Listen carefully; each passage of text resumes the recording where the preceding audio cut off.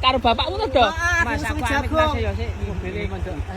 Nggih. Oh, mobilnya sinten, Pak?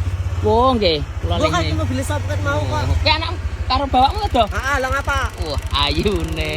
Kamu nih gawi dia. Ana ndi? Panen ini jagung ten pundi, Pak, le panen? Kae ngisor. Misal ya, Pak. Kathah. Ya alhamdulillah, Mas. Burung dipai kabeh kok. Ya, alhamdulillah semoga rezekine lancar nggih, Pak, sehat-sehat. Amin. Pak, kula nggih gumun lho kali jenengan. Kok duwe anak kok ngene iki ya tak paringi urip. Aja salah, Mas. Kaya ngene iki yang rezekine kalih. Ada. Jagunge kepiye? Jagunge lho. Rempang. Ana ndi aku iki? Dolan. Lah dulan-dulan wae. Gek disuruh kuwi bapake. Wis ora usah. Wede wangi. Ngene iki nek bapak gemati ngene iki, Mas. Anak perawane ora entuk reget-regetan. Ora entuk kasar-kasaran ngene Kayak iki. gen tumbal bekakak mawon Pak niku. Ora guyon lho. Heh, oke